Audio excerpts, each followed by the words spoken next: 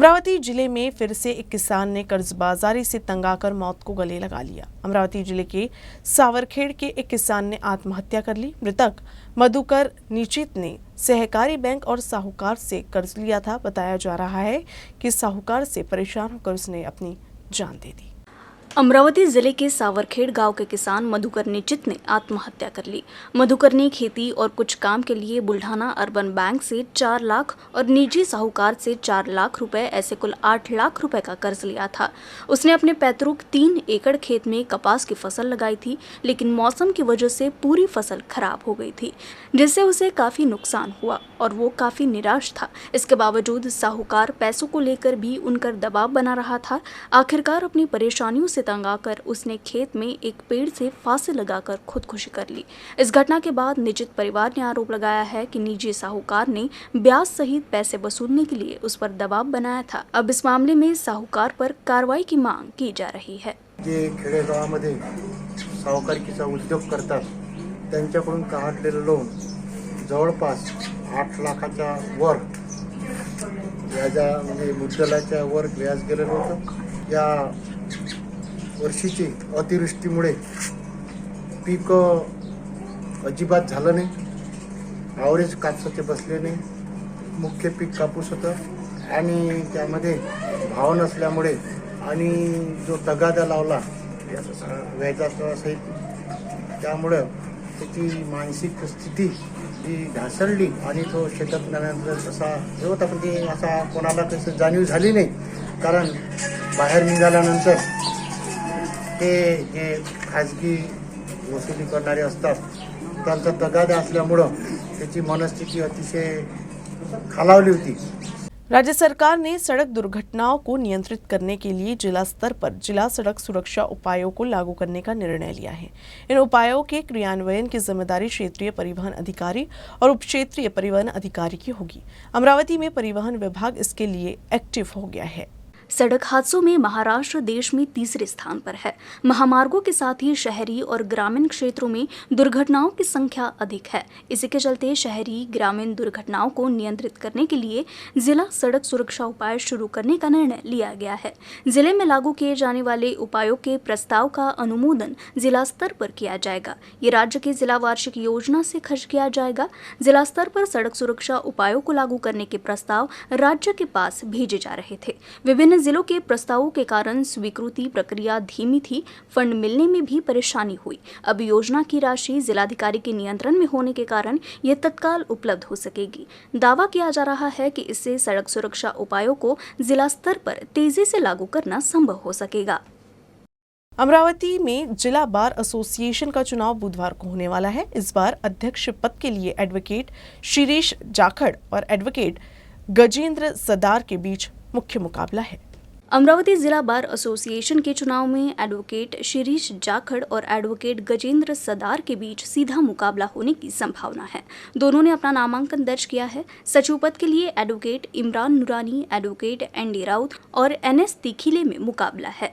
तो पुस्तकालय सचिव पद के लिए एडवोकेट मोहन किल्लेकर और एडवोकेट अभिषेक निस्ताने ने नामांकन दाखिल किया है। साथ ही कार्यकारिणी सदस्यों की 7 सीटों के लिए 10 उम्मीदवारों ने आवेदन किया है।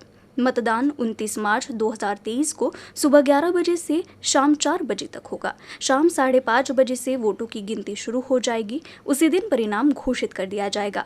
अमरावती जिला बार एसोसिएशन का चुनाव 29 मार्च को होना है, इसलिए इस चुनाव को लेकर न्याय मंदिर क्षेत्र और वकीलों में खासा उत्साह है। इन दिनों अंधश्रद्धा फैलाने वाले कुछ बाबाओं की वीडियो सोशल मीडिया पर खूब वायरल हो रही हैं। ऐसे ही अमरावती के सुनील कावलकर उर्फ श्री संत सच्चिदानंद गुरुदास बाबा का गर्म तवा पर बैठने का वीडियो वायरल हुआ था, लेकिन अब अचानक से ये बाबा धार्मिक की यात्रा पर निकल गए हैं, जिससे कई तरह की चर्चाएं शुरू है। सुनील कावलकर उर्फ श्री संत सच्चिदानंद गुरुदास बाबा के वायरल वीडियो में दिख रहा है कि गर्म तवे पर बैठकर बाबा भक्तों को अभद्र शब्दों में कुछ बोल रहा है। बाबा का ये वीडियो वायरल होने के बाद पुलिस भक्तिधाम में तलाशी लेने भी पहुंची, लेकिन बाबा पुलिस के सामने नहीं आया। सेवादारों ने बताया कि कथित बाबा 23 मार्च की रात दरबार के बाद नर्मदा परिक्रमा करने गए थे। जब सवाल किया गया कि बाबा को अब नर्मदा परिक्रमा की याद क्यों आई, बाबा के विशाल आश्रम के प्रवेश द्वार द्वार पर ही बड़ा ताला लगा हुआ है। नागरिकों का कहना है कि खुद को संत सच्चिदानंद कहने वाले बाबा अंधविश्वास उन्मूलन समिति की चुनौती स्वीकार कर 30 लाख का इनाम भी जीत कर दिखाए। वैसे बाबा के आश्रम में केवल 2 गाय और 4 बछड़े मिले। गुरुदास बाबा ने यहाँ एक बड़ा सभा भवन बनवाया है। गुरुदास बाबा का भक्तिधाम संस्थान 5 से 6 एकड़ के क्षेत्र में फैला है। बाबा के लिए एक आसन भी बनाया गया है। बाबा उस पर बैठकर दरबार आयोजित करता है। फिलहाल पुलिस बाबा के लौटने का इंतजार कर रही है। श्री निर्मला देवी प्रणीत सहज योग ध्यान केंद्र की ओर से अमरावती के मोर्शी रोड स्थित विभागीय क्रीड़ा संकुल में the Joy of meditation through music नाम से एक कार्यक्रम आयोजित किया गया। इस कार्यक्रम में बड़ी संख्या में स्थानीय नागरिक सहभागी हुए। इस कार्यक्रम में ऑस्ट्रेलिया और 8 अन्य देश के संगीत कलाकारों ने भाग लिया। इस कार्यक्रम में बड़ी संख्या में अमरावती शहर के नागरिक भी शामिल हुए। कार्यक्रम के उद्घाटन के अवसर पर विधायक प्रवीण पोटे, विधायक सुलभा खोड़के और अन्य गणमान्य व्यक्ति उपस्थित थे। इस कार्यक्रम में शामिल कलाकारों ने अपनी कला से दर्शकों को मंत्रमुग्ध कर दिया। आइए देखते हैं कार्यक्रम की एक झलक।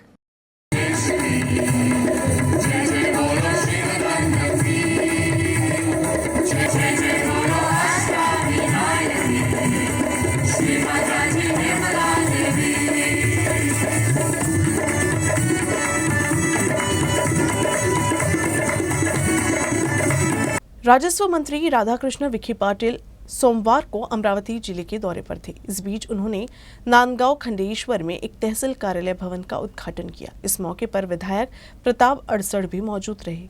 इसके बाद उन्होंने अमरावती जिले में पशुपालन विभाग और राजस्व विभाग के कार्यों की समीक्षा की।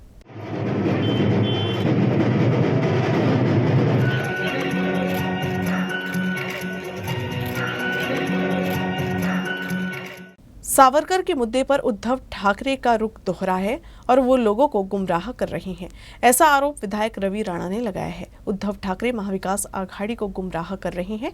उन्होंने ये भी कहा कि ठाकरे को स्वतंत्र वीर सावरकर और राहुल गांधी के बीच अपना देवता कौन है, ये स्पष्ट करके लोगों के मन में भ्रम को दूर करना चाहिए।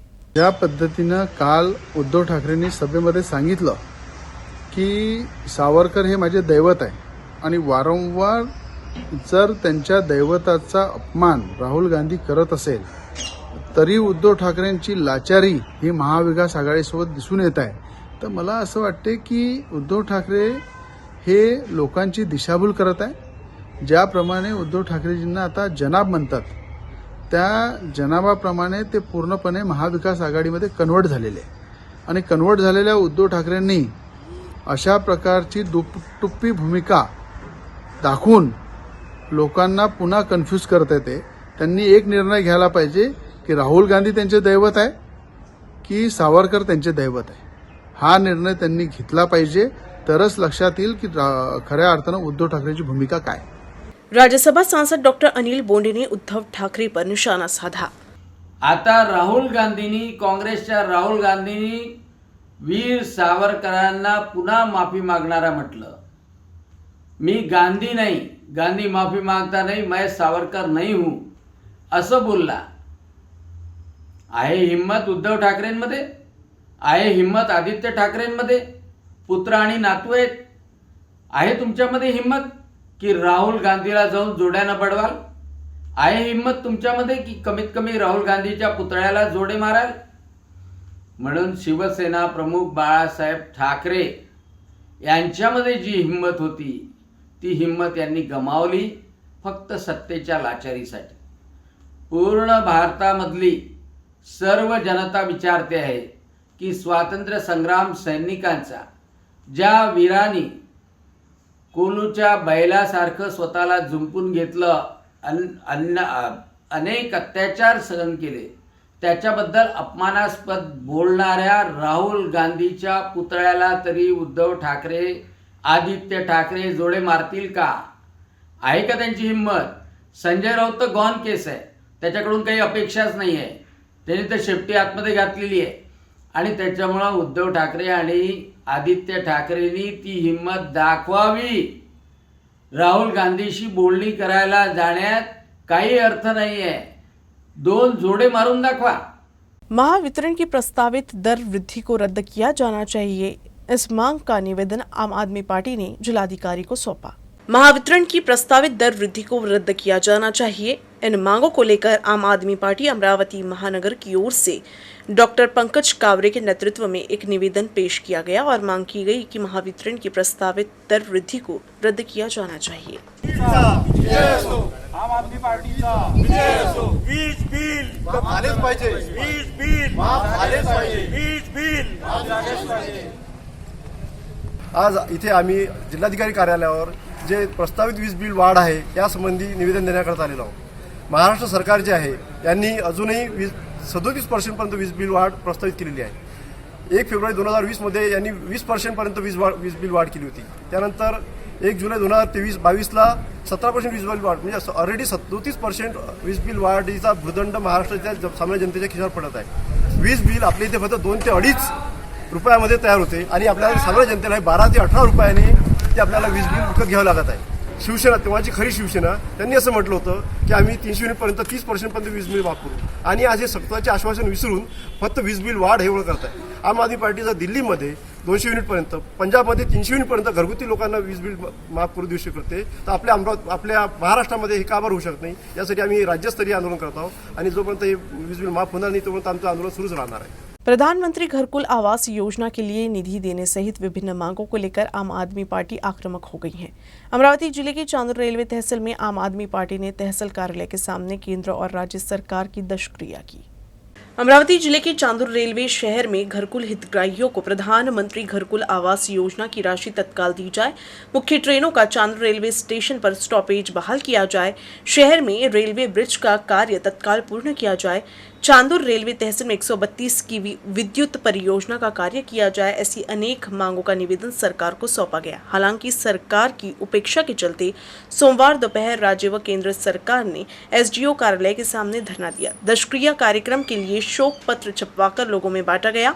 आम आदमी पार्टी के नेता नितिन गवे के नेतृत्व में यह आंदोलन किया गया। इस मौके पर कई लोगों ने अपने सिर मुंडवा लिए थे और पुजारी द्वारा धार्मिक दशक्रिया की गई। घरकुलाचे पैसे मिळाले पाहिजे, घरकुलाचे पैसे मिळाले पाहिजे, रेल्वेचा नफा मिळाला पाहिजे।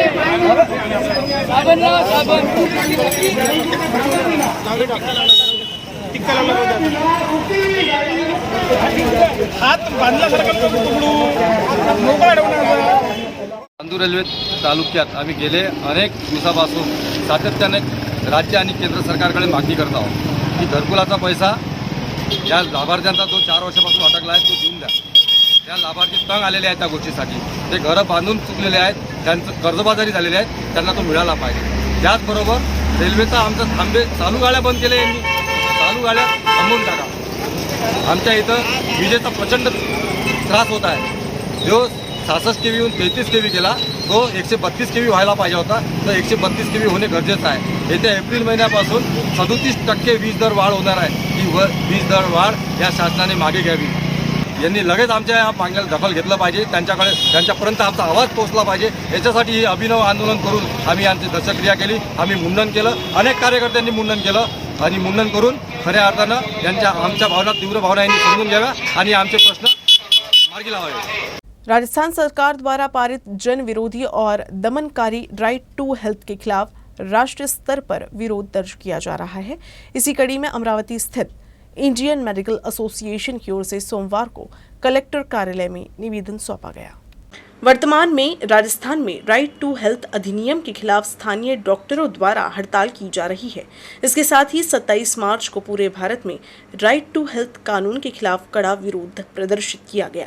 राजस्थान में डॉक्टरों की भूमिका का समर्थन किया गया है। साथ ही राजस्थान में डॉक्टरों की ओर से किए जा रहे शांतिपूर्ण धरना प्रदर्शन को राजस्थान सरकार की ओर से लाठीचार्ज किया जा रहा है। इसकी वजह से कई डॉक्टर घायल हो गए हैं और उन्हें अस्पताल में भर्ती कराया गया है, जिसका अमरावती जिले के सभी डॉक्टर सदस्य एक साथ विरोध कर रही हैं। आज सध्याचे राजस्थानमध्ये राईट टू हेल्थ बिल केवळ सवंग लोकप्रियता मिळवण्यासाठी शासनाने पारित करून घेतलेला आहे।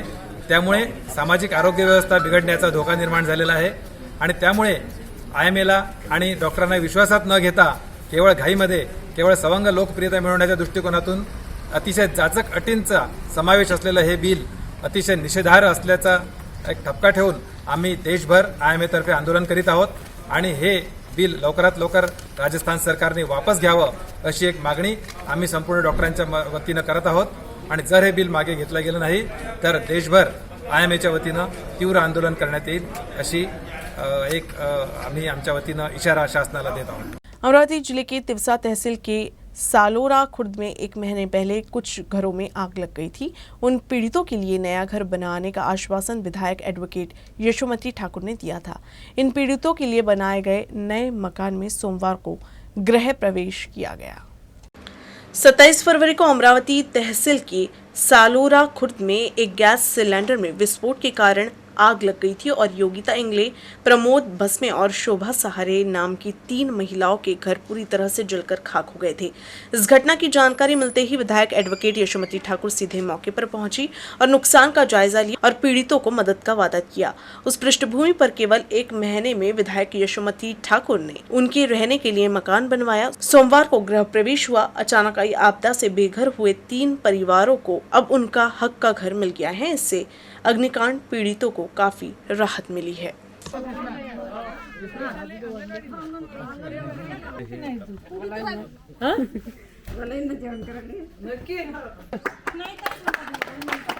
बस अगं बाई असं नको करू आनाच आहे मला सावरून न्यूज रूम से बस इतना ही। खबरों का सिलसिला यूं ही चलता रहेगा। आप देखते रहिएगा UC न्यूज। नमस्कार।